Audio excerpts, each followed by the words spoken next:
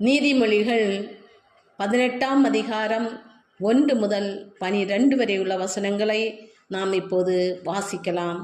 பிரிந்து போகிறவன் தன் இச்சையின்படி செய்ய பார்க்கிறான், எல்லா ஞானத்திலும் தலையிட்டு கொள்கிறான்.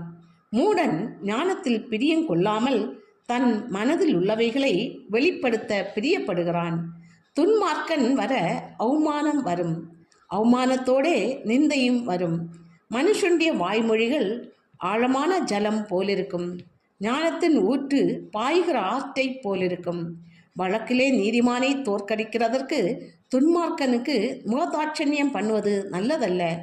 மூடனுடைய உதடுகள் விவாதத்தில் நுழையும், அவன் வாய் அடிகளை வரவழைக்கும். மூடனுடைய வாய் அவனுக்கு கேடு, அவன் உதடுகள் அவன் ஆத்மாவுக்கு கண்ணி. கோள்காரனுடைய வார்த்தைகள் விளையாட்டு போலிருக்கும், ஆனாலும் அவைகள் உள்ளத்துக்குள் தைக்கும். தன் வேலையில் அசதியாயிருப்பவன் அலிம்பனுக்கு சகோதரன். கர்த்தரின் நாமம் பலத்த துருகம், நீதிமான் அதற்குள் ஓடி சுகமாயிருப்பான்.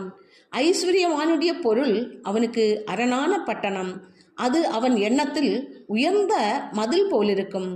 அழிவு வருமுன் மனுஷனுடைய இருதயம் இருமாப்பாயிருக்கும், மேன்மைக்கு முன்னானது தாழ்மை.